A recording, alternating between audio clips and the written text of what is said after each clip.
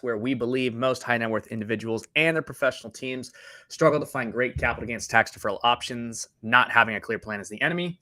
Using a proven tax deferral strategy, such as the deferred sales trust, is the best way to exit highly appreciated assets tax deferred so you can create, preserve, and grow your wealth. I'm your co-host, Pearson York, and we get awesome guests coming on this show all the time. And today we have a super special guest who's been in the financial advising, VC, and alternative investment space for the last 10 years, heavily in the tech sector. So we're going to talk tech sector right now, and we're going to talk market. We're going to talk alternative investments, tax strategies. It's going to be awesome. So please help me welcome in Drew Spaventa. How you doing, buddy? Doing well, man. How are you? I'm doing fantastic, man. It's good to get you on here. Yeah, well, you're doing fantastic because you live in California where the sun is shining. You got the beautiful beaches. And even though I'm in Long Island, I mean, it's still New York. So yeah, high taxes. Well, you know, you guys have high taxes. We have high taxes too. That's the kicker, man. That's why I'm here. I'm solving problems out here for these high net worth people that are ditching us and leaving us to our own devices out here. Leaving New York, leaving California to go to Texas and Tennessee's growing up now. Yeah, it's Florida, all these southern states. So it's nuts. We'll have. I mean, to that point, right? Like, how is New York doing right now? New York's fine. I mean, you know, you could definitely feel the difference pre-COVID, or should I say pre-pandemic, where all of a sudden there's an influx from people coming from the city to the suburbs because, you know, pre-2020, it took me about, 2 hours to get to the city at 8 o'clock in the morning. Now it's pushing like 3 hours sometimes. So you could definitely tell that the migration from people from the city to the suburbs definitely had an effect, even though there's been an outflux of people from New York going into states like Texas and Florida and everything like that. So logistically, it's become a little bit more of a nightmare. Aside from that, New York's New York, so that's it. Yeah, the land of amazing pizza and apparently really good water. Bagels, yeah, bagels. Gotta love the bagels. Some bagels, right on. So if you're a foodie, New York is definitely the place to be. Yeah, absolutely. So you've been in the alternative investment space for quite some time, financial advising in the tech sector. Speak a little bit to that. How's the market doing out there with that whole situation, post pandemic, and just what's going on with you guys? High interest rate environment. Tell us a little bit about just kind of the macroeconomics of what's going on. Yeah, I mean, on the financial planning side, being that we're obviously long-term holders, and I would say obviously it's more painful for people that are a little bit older, but at this point, we don't really pay attention to the short-term fluctuations and the volatility, at least on the wealth management financial planning side to a certain extent. But being that it's traditionally buy and hold and we're more conservative, these are just pain points that eventually wipe away. On the asset management front, where we do manage private investment vehicles, many of which are alternative investment type asset classes like venture capital and venture capital secondaries, the pain can be felt over the last 18 months. That said, I've kind of been beating this drum about, at least on the VC and equity side, about all these robust valuations over the last few years, where you had companies that were burning through cash, being valued at just insane multiples. Companies like, FTX is just one, and we all know how that came into effect. So it was a much needed reset on the VC front for everybody to kind of, investors at least, to wake up and say, oh, okay, we actually have to invest in companies that are being capital efficient. So, and that's the thing, going back into 2016, 17, 18, when I started getting really heavy in the VC secondary space, you could tell that valuations were lofty, but there was still, once companies had liquidity events and they went public, there was still a lot of meat left on the bone for our LPs to make a significant ROI. So you have two options: either sit on the sideline waiting for a so-called doomsday, or continue to put capital at work. So my strategy is to always put capital to work at no matter what. Always go into companies that we believe are going to be going concerns and be around for the long term. And in situations that we've seen over the last 12 to 18 months, if we could go in and buy more of the same company at a value because of the macroeconomic situation, that's something that we're going to take advantage of. So that's what we've really been doing. That being said, I think it's a really opportune time for some specific portfolio companies of ours to go in there and reinvest, especially because of the macroeconomic conditions. Moving forward, I think there's going to be more focus on companies that are being definitely capital efficient and not just hemorrhaging cash, which I think it should be the standard the entire time. Right. But, and as everything, you have everybody looking to bet on the bet. Generative AI has exploded over the last 6 to 8 months Yeah. because of ChatGPT and what OpenAI has been able to do. And prior to that, it was electric vehicles, right? Prior to that, it was cannabis and, crypto and blockchain. So there's always that hot trend. We don't like to really capitalize on hot trends. We like to focus on the specific company and really strategize from there. Because at the end of the day, you could put your money to play in the hot industry, the hot hands, so for lack of a better word. But as long as you're allocating your capital to the companies that you think are going to be, perform once they do go public and over the next 5, 10, 15, 20 years, you should, in theory, be in a good spot. Yeah, absolutely. And so that kind of leads me to this question, right? So the strategy then, it sounds like, is to invest in these, basically, I don't know if they're startups or not, but you're coming in as a VC or an angel investor, right? Before, your Series A or whatever, maybe you're hitting the Series A or possibly Series B, whatever, right? You're infusing capital into these prior to going public, right? So is the strategy to really get them to go and IPO on the open market, and then at that point, right, everyone cashes out? Or how do you guys strategize for that? Depends on what the stage is. I mean, if you're going in with an angel investment or Series A, the major thing that you're planning on is the company actually not going bankrupt because it's, as an angel investment, a Series A, there's really not that much of a track record to actually know whether the company is going to work it out. So it's cliche, but you're banking on the management team, right? So the further you get along in the stage, the life cycle as a company, once you get to that mid to later stage, the Series C, Series D, so on and so forth, which has been the stage that we've been focusing exclusively on for the past several years, then it becomes more about, all right, how's the company executing? What is going to be the exit strategy here? Where they're going to be over the next 2 to 5 years? Is the valuation that's being currently raised right now, how much of a valuation step up from round to round? Is it getting lofty? Once this thing does have a liquidity event and we anticipate it going IPO, and mind you, it's never guaranteed that it does go public, Sure. but let's just say it does, is there going to be enough retail demand, institutional demand for our LPs to make an investment? So, or excuse me, a return on their investment rather. So those are the things that we have to consider about because once you get to that mid to late stage, at least the company has somewhat of a track record. So it's a really beautiful balance of risk and reward where it's not as risky as a startup that has a Series A or is even pre-seed, but at least there could be some reward in theory, given that the company continues to execute in the private market before they decide, you know what, we're going to file that S1 and finally go public. Yeah, definitely. So then at that point, right? So how are you guys handling the exits when you get those? Are you guys getting taxed on that? Tell me a little bit about your exit strategy Well, there. that's obviously the name of your show is Capital Gains Tax Solution. So for accredited investors, the beauty, well, let's talk about the cons. The cons, at least for alternative investments, the bulk of them, especially what we do over here at TSG, are the illiquidity. Sometimes investors should expect to be at least without that cash for at least 5 years. Right.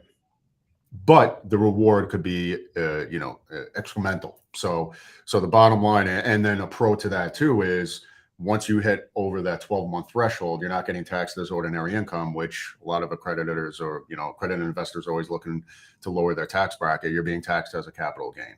So 99% of the time, once there is an exit, our LPs are being taxed as a capital gain, not ordinary income. So that's definitely a benefit. Especially during a traditional IPO, which has been the bulk of our exits, minus SoFi. We actually had that went public via SPAC, so the lockup wasn't. It went public, I think, in June, and we got access to our shares merely 2 weeks later. But typically, when in a traditional IPO, even because you invested in the private market, because of those restrictions, you can't sell your shares for at least another 6 months. So that's why we also, we've had a few situations where one of our portfolio companies goes public. You have that first day pop. It's up, 2, 3, 400%. LPs are calling in, they're happy. And my whole approach is a little bit more sociopathic, where when things are well, you don't want to overreact, because it's also going to protect you when things don't go the way you want. You're also not going to overreact. So I don't really care what it does on the first day, the first month, or even the first week for that matter, because we do have to carry out that 6-month hump once those shares are truly unrestricted. Gotcha. So it's a nice little like indication. Hey, this might do well. Like we're on the right path here, but hold your horses. Don't get too excited too quick, because until we get the ability to actually make the move, it doesn't actually matter. Yeah, 100%. That's 100% accurate. Cool. So when you have these liquidity events, right? I mean, since this is one of the cool strategies that we have is called the deferred sales trust. Which what's unique about the deferred sales trust is you can liquidate the asset, and it doesn't have to be real estate. Unlike a 1031, it could be a stock, it could be a business, it could be real estate, primary home, it could be art, a racehorse. It doesn't matter. Anything that's highly appreciated. And what you can do is you can transfer the asset into an unrelated third-party trust in exchange for a promissory note, and then that asset is immediately sold when once the asset's transferred into the trust, it's immediately sold, and then the trust is funded. And what's going on is in that trust, you're having a deferral state, and then that money you can direct to basically reinvest into whatever you want. So you can go back into it. So imagine you have a liquidity event, right, where you invested in the tech company, you put $100,000 in, right, it 10-20x or whatever, right, it's worth 2 million, and now you're at this point where it's like, okay, well, that's a $1.9 million gain. Well, instead of getting taxed at in California, it's going to be 37 to 40%, right? New York's probably similar, right? 40%, something like that, right? Instead of 40% of your gain going bye-bye, for taxes, you could actually take that and reinvest it. And so now you're playing with the full proceeds minus attorney fees instead of minus taxes. And so it's a fantastic way for you to continue to grow and develop your portfolio, right? Your wealth, accumulate it and preserve it, because through that note, you can do a whole bunch of different stuff. I mean, you can cash flow from it, you can reinvest it, you can put it into super conservative and stocks, bonds, treasury bills, or whatever, VCs. So as a financial advisor and as a alternative investment strategist, it's wonderful, because you get this ability now to all of a sudden, Johnny's got an extra, 500 million, 2 million, $4 million to play with that you would have had to shell out to Sleepy Joe over there. And so it's way better in your hands, right, than their hands. So it gives you a huge bump, that 40% bump in your AUM, that you can go ahead and reinvest those proceeds into other alternative investments and manage those funds. So it's a phenomenal strategy for that. Right. So there's our plug. Shameless. Yeah, no, that's fine. I got it. You got to do what you got to do. But you guys can find out more about that by going to capitalgainstaxsolutions.com. What are your thoughts on that? Sounds interesting. Nothing that I ever looked into before. However, again, because of the nuances of my business and the regulatory scrutiny and how we operate, and we have to watch this and this and this, and because we have our hands in multiple different buckets. I mean, there's a few things that we could have done that we would prefer not to do, because they're definitely heavily scrutinized. So typically, once we do have that liquidity event, it's here are your shares, and it's up to you to decide what you want to do with them. So there's a few things. Now, mind you, those are for LPs that aren't clients of our financial planning arm. Sure. We have certain LPs that just like to do business with us on the asset management side, and they just want to invest in our various investment funds. then we also have LPs that are also clients of our financial planning arm. And our financial planning arm, which is run by my president, I'm chairman of it. I have him run the whole financial planning aspect, and I focus more on the asset management aspect. That we do have different strategies to protect them from, tax repercussions and other things of that nature. And we do take that portfolio approach. So whenever we do bring on in a new investor, it becomes, okay, are they going to be an LP of one of our funds? Are they going to be a client of our financial planning arm? And then we cater to, number one, that type of relationship, and number two, the strategy that we're looking to utilize for that particular investment or that particular portfolio or that particular service. So it's definitely a lot more complex because we're not just, a secondary firm or a VC firm or a real estate firm or a financial planning firm. Right. We do have those several divisions that work under the umbrella of what is TSG. Yeah. And that's a super important piece of it too, right? Because it takes more of a holistic view instead of a very, siloed view. And we've come across this, and as I think the internet and the ability to kind of like gather information quicker has, developed, and technology's kind of improved, I think people are kind of catching on to that, can learn more faster right now than you could. And the people that are in just, the insurance guys only want to sell insurance. The real estate guy only wants to sell real estate, right? The financial advisor only wants to sell mutual funds and stocks, right? Like that model is not going to work. You need a firm that has a holistic view of everything, right? How does A affect B? But not only that, but how does it affect C, D, and E? Because if you don't, right, you can catch yourself into a position where you're just like, crap, like I did it over here, but it screws me over here. Well, sometimes it depends on the firm and the individual. Sometimes it's better to be a generalist, and sometimes it's better to focus on one thing exclusively. So in regards to financial advisors, yeah, we do have a financial advising component compared to other financial advisors, not excluding the wire. Well, I mean, you could even include the major wirehouses, the name brand companies that everybody knows. Most financial advisors don't want to take any type of risk whatsoever, Right. because they don't want to lose out on that AUM, right? And my whole approach is, well, listen, it comes down to what type of client you have. If you have somebody that's incredibly risk averse, no, you don't want to take those type of risks. But if you have somebody that is an accredited investor, they have a certain portion where they do want to diversify their assets, especially with the 60-40 portfolio apparently having a midlife crisis here in 2023, where people are starting to realize there's all the other asset classes that you could allocate your portfolio to. Then you should be able to offer that to them. So within our financial planning arm, we're completely independent. We don't push our own internal insurance products, or we don't desire creating our own insurance products. We don't desire creating our own financial products to push them onto clients. Everything's completely independent. When it comes to our asset management and alternative fund side, those clients will have the option if they want to go into one of our funds. Some of them do, some of them don't, depending on their risk profile. And some of them, really want to, and we say, listen, you're not accredited, so we can't put you in. And some people, even if they are accredited, based on their liquidity situation or some of their other assets, you got to sit down and say, well, listen, perhaps in 6 to 12 months, once we rectify a few of these areas in your financial profile, then we could actually set that to some sort of risk by putting you into an alternative, such as, VC or secondaries, real estate, collectibles, whatever asset it happens to be. Yeah, no, I agree with you. Like I said, there is a time and place for that. I think the overarching point, though, is that there's a model now that's coming in, and I think it's understanding how one affects the other, right? So that you can serve the client best.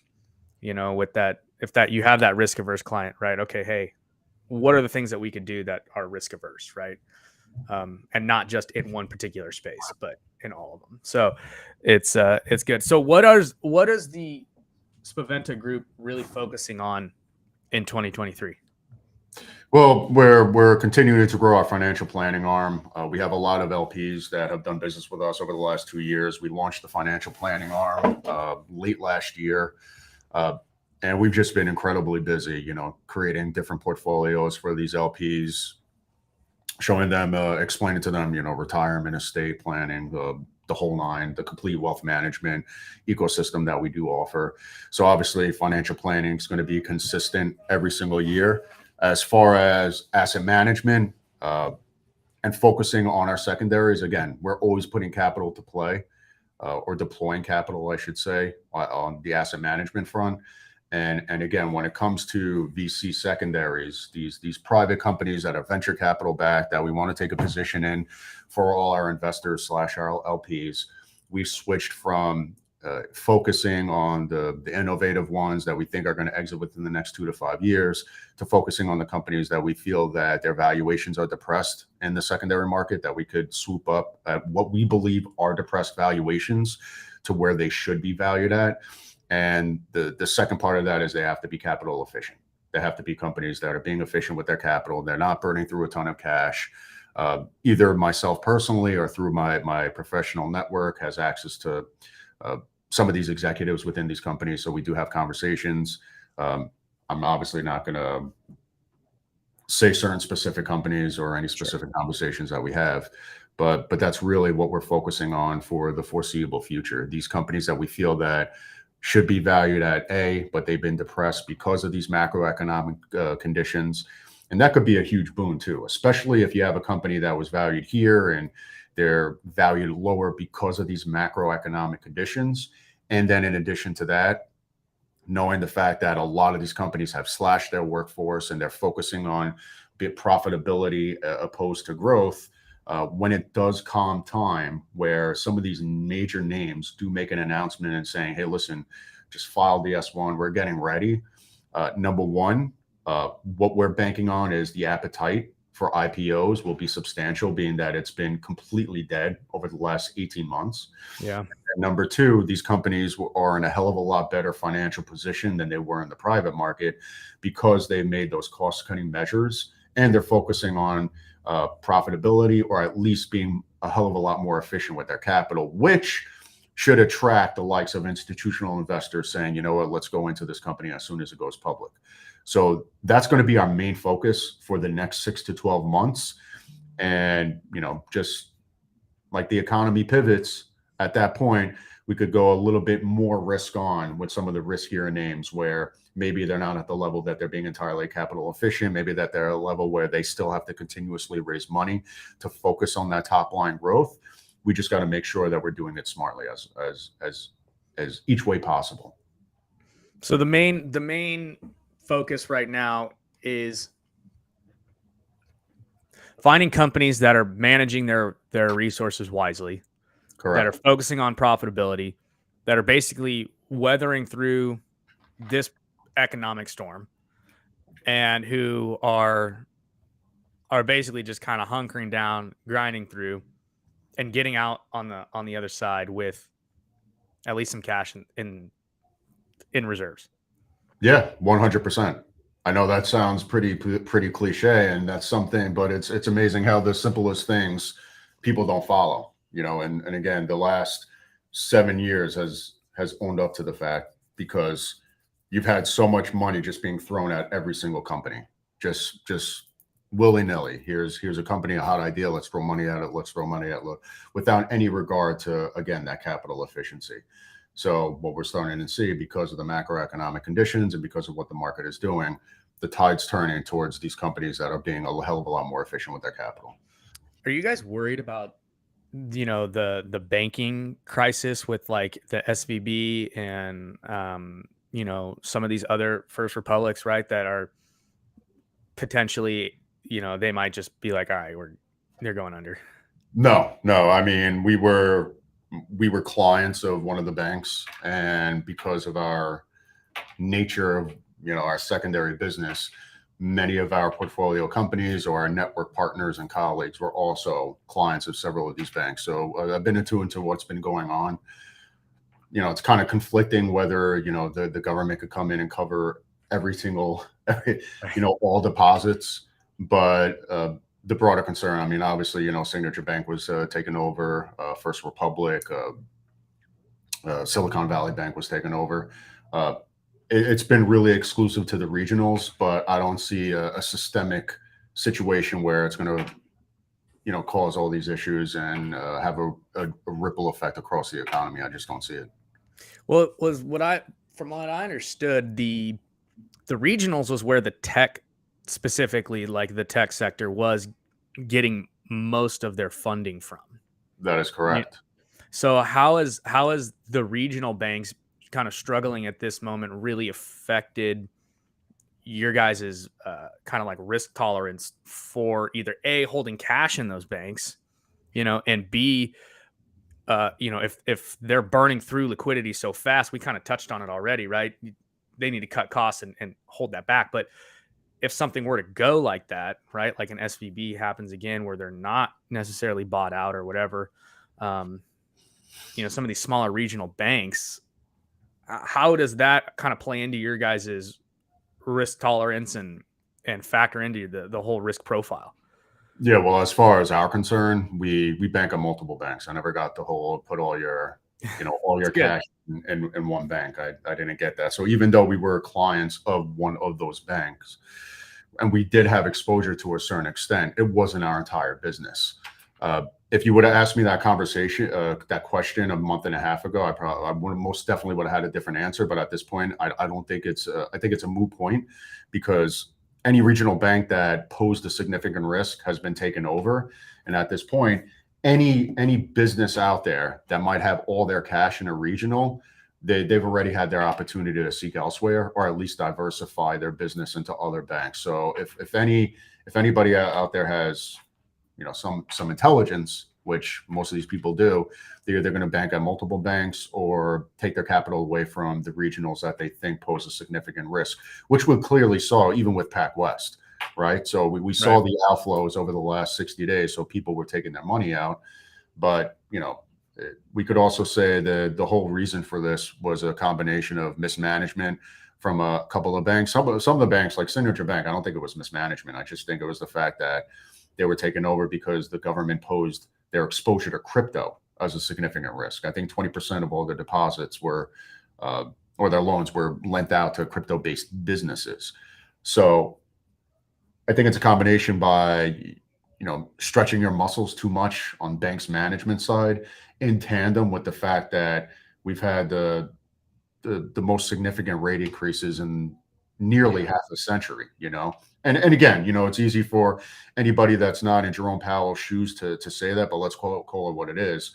Based on what we say, what we've seen over the last few years, and yes, hindsight is 2020, but the bottom line is after 2020, I get keeping everything at zero, but as soon as 2021 circled the corner and we could see a pickup in a lot of these asset classes and the economy and everything starts opening up, albeit, in a small way, but they're still opening up. That's when you should have gradually started raising interest rates and not just shocking the economy. So, I hate to say it, but that puts us in a situation that we have the second and third largest bank failures in history happening within a month of each other. Yeah. So I think moving forward, the dust should settle where I don't think that it poses any more systemic risk to this. Yeah, that's interesting. That's good to hear. That's really interesting coming from a VC type, investor who's got exposure to that. Like, okay, like they did a good job basically managing that crisis, is what it sounds like you're saying.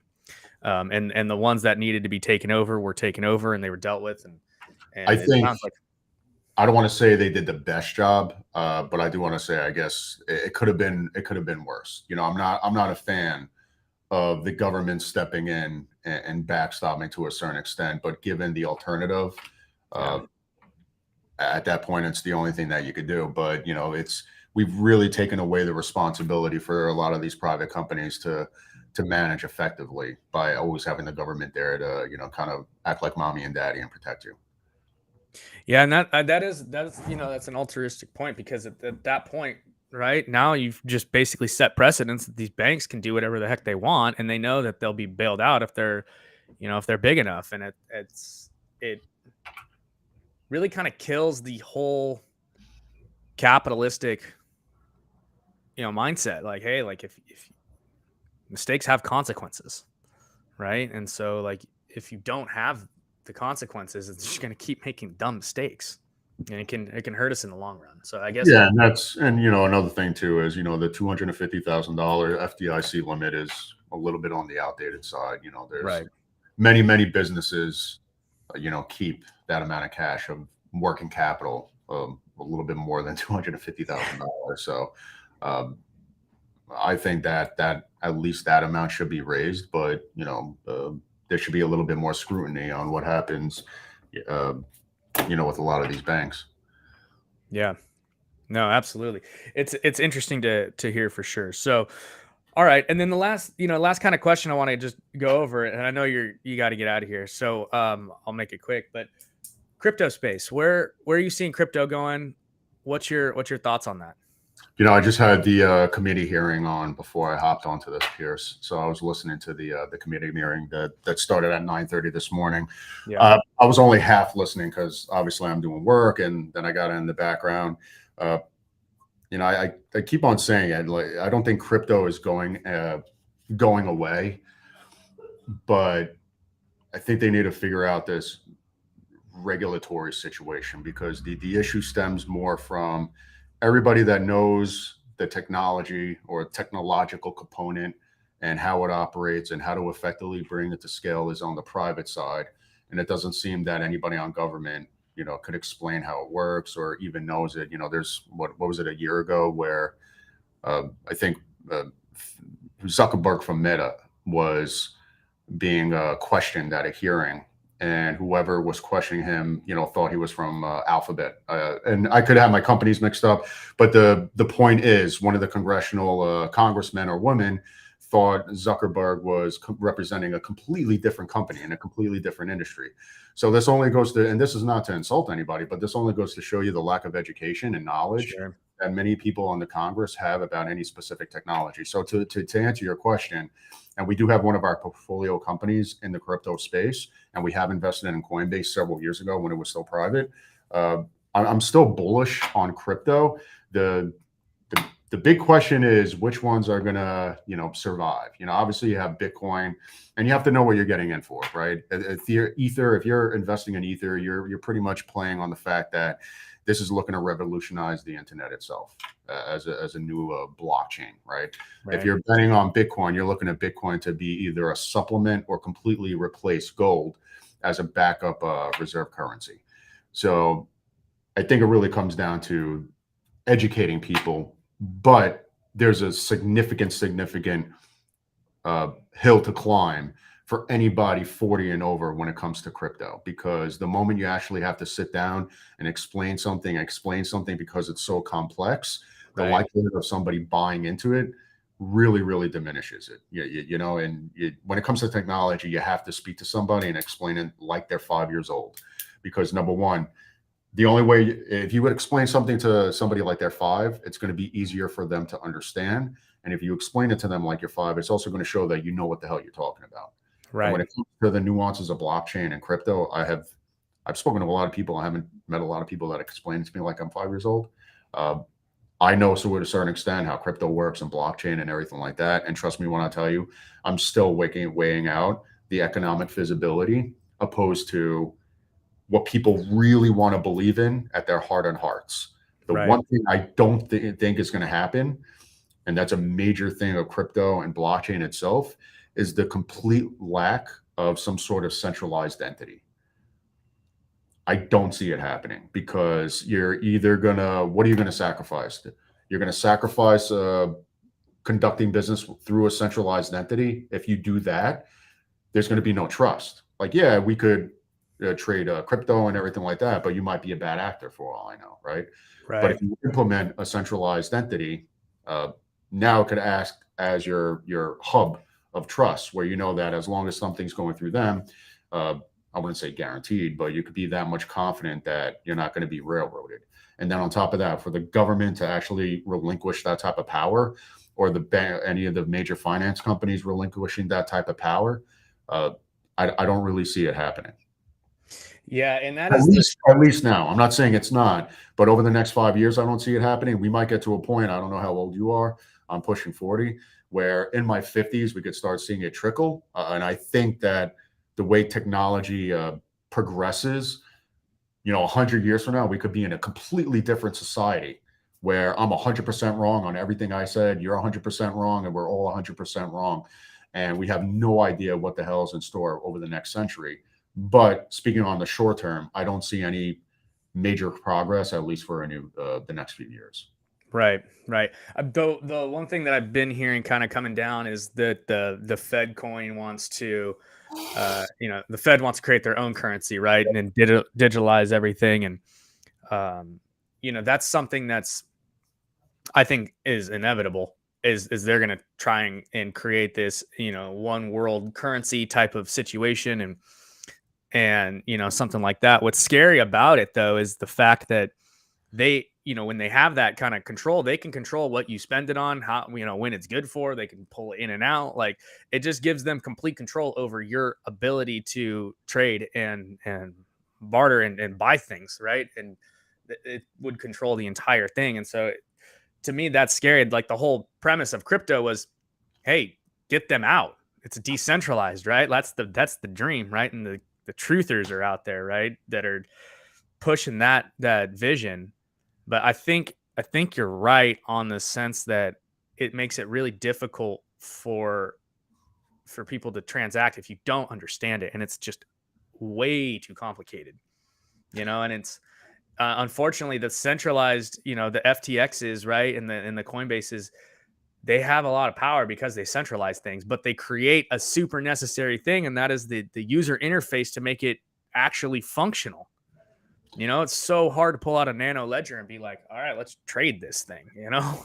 Yeah, and the another thing about crypto is, a lot of Bitcoin enthusiasts say, the government's printing way too much money and devaluing the dollar, which, yeah, I get it. I think that we printed way too much money and we spend money way too carelessly. However, there really is a pro because, for instance, if we didn't have the ability to print money and we were still on the gold standard, how would we navigated the whole, 2020 to 2022 situation? It's, printing money has had its advantages, 2008, 2000, obviously 2020. Sure. And the mechanisms of how our economy operated were pretty beautiful in the system put in place. So again, it's one of those things that what I don't like is when people speak so confidently like they know the answer, because none of us really do.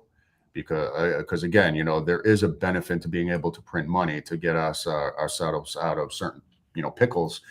But there should be some decisions where we shouldn't even be in that situation as it is. If there was fiscal and monetary policy was actually that's the thing. So again, it's extremely nuances, and I'm not nuanced, and I'm not going to take a stance, a complete stance, a black and white stance, I should say. Yeah. I'm very middle grounded when it comes to crypto and blockchain and what my beliefs are and where I see things going. And I think there's the reason why I become a great, and I'm one of those rare people that I'm extremely disciplined and patient, and I take emotion out of everything that I do. I've seen my personal assets drop significantly during certain situations, and I never freak out or panic. It's just in my nature.